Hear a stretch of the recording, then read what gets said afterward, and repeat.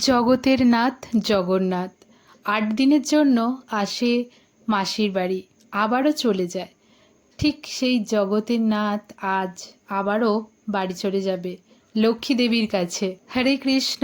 আজ জগন্নাথ বলদেব সুভদ্রা তার মাসির বাড়ি থেকে চলে যাবে, অর্থাৎ আজ উল্টো রথ। আর আজ উল্টো রথের দিন এখানে কিন্তু বিশাল তোড়জোড় চলছে। আমাদের পাশের বাড়ির এক বৌদিদের জগন্নাথ আছে, আর সেটাই এখানে পুজো করা হয়। ৮ দিনের জন্য মাসির বাড়ি আসেন সবাই মিলে। দেখো এখানে জগন্নাথের সেবার কাজে লেগে গেছে। জগন্নাথের জন্য ৫৬ ভোগ রন্ধন করা হচ্ছে। অল্প অল্প করে সব রকমের ৫৬ রকমের ভোগ এখানে জগন্নাথকে নিবেদন করা হবে। সবাই জগন্নাথের কৃপায় জগন্নাথের সেবা করছে, আর আমি কেন বসে থাকি বলো? আমিও একটুখানি সেবার কাজে লেগে গিয়েছি। আমি খুব একটা কাজ না করলেও ওই একটু একটু টুকটাক করি জগন্নাথের কৃপায়। আর এখানে কিন্তু অনেক রকমের পদ রান্না হচ্ছে, আর সবাই খুব আনন্দের সঙ্গে এই কাজটা করছে। যে জোর জবরদস্তি করছে তা না, সবাই আনন্দের সঙ্গেই এই কাজটা করছে। নানা রকমের পদ রান্না হচ্ছে, এটা দেখতেও খুব ভালো লাগে। আর যখন জগন্নাথকে একবারে লাইন দিয়ে ৫৬ রকমের ভোগ এখানে নিবেদন করা হবে, আর সেই যে দৃশ্যটা, সেই যে ভোগ দর্শনে দুর্ভোগ কাটে, সেই যে দৃশ্যটা দেখার জন্য আমি অধীর আগ্রহে আছি। কত সুন্দরভাবে সাজানো হবে। আসলে আমরা এখন জগন্নাথের মাসির বাড়িতে এই তোড়জোড়টা করা হচ্ছে।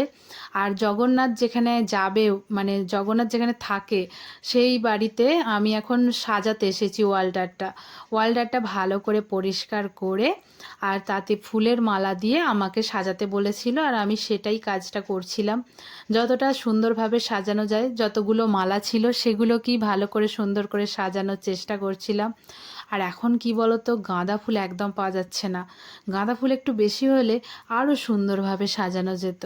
বললাম না, যে বৌদিদের জগন্নাথ আছে তাদের বাড়িতে আবার ৩-৪টে জগন্নাথ একসঙ্গে আছে। তার মধ্যে একটা কি সোজা রথের দিন মাসির বাড়ি নিয়ে যাওয়া হয়, আবার ওখান থেকে উল্টো রথের দিন নিয়ে আসা হয়। আর এখানেই জগন্নাথ সবসময়ই সাজানো থাকে, যেটা তোমরা এখন সামনে দেখতে পাচ্ছ। আর আমি এই ওয়ালটারটা সাজানোর পর ওখানে আবার মাসির বাড়িতে যাব জগন্নাথের, সেখানে গিয়ে আবার রথটাকে ফুল দিয়ে সাজাবো। আসলে অনেকটাই কিন্তু বেলা হয়ে গেছে, আর কিছুক্ষণের মধ্যেই আরতি আরম্ভ হয়ে যাবে, ভোগ আরতি। আর ভোগ আরতি আরম্ভ হবে বলে যতটা তাড়াতাড়ি পারছি সাজাচ্ছি, কারণ এখনও রথটা বলছি না সাজাবো, সে রথ সাজাতেও তো অনেকটা সময় লাগবে। আমার কিন্তু এখানে পুরো ওয়ালটারটা কিন্তু সাজানো হয়ে গেছে, আর পুরো ওয়ালটারটা বেশ কিন্তু আমার ভালো লেগেছে। তোমাদের কেমন লেগেছে তোমরা সেটা কমেন্টে আমাকে জানাবে।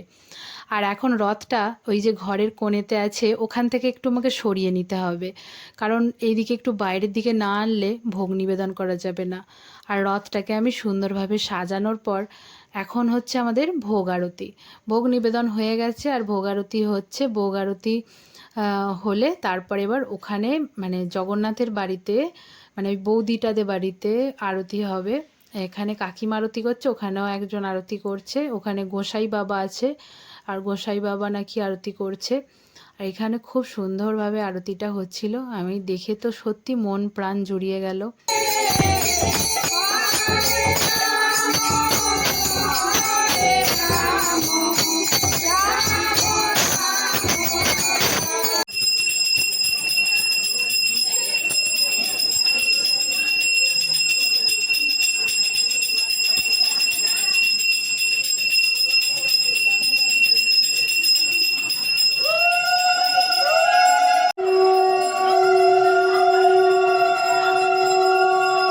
৩০০-৩৫০ জন লোক এখানে আজ প্রসাদ পাবে, তার জন্য একটু তাড়াতাড়ি এখানে কিন্তু প্রসাদ পাওয়াতে বসিয়ে দেওয়া হয়েছে। সবাই কিন্তু প্রসাদ পাচ্ছে, আর এখানে কিন্তু সমস্ত মহিলারা কিন্তু এখানে পরিবেশন করছে, সমস্ত দায়িত্ব এখানে পালন করছে। আর মোটামুটি ৩-৪ জায়গায় সবাইকে বসানো হয়েছে, তারপরেও কিন্তু জায়গা কম, শর্ট হয়ে যাচ্ছে। ওই পুক্তি হিসাবে বসছে, একজনরা উঠছে একটা দল, আবার একটা দল এসে বসছে, এইভাবেই কিন্তু খুব সুন্দরভাবে পরিবেশন করা হয়েছে, আর সমস্ত কিছু একদম সুষ্ঠুভাবে মিটে গেছে। আর আমরা এখানে চান্স পাইনি প্রথমে বসার, আর একটু খিদে পেয়েছিল, যার কারণে আমার মনে হচ্ছিল যে এখন সিট পাচ্ছি না, যখন দুটো কটা প্রসাদ নিয়ে কলা পাতায় করে অন্য একজনদের বাড়িতে বসে আমি আর আমার এখানে একটা বোন দুজন মিলে এখন প্রসাদ পেয়ে নিচ্ছি।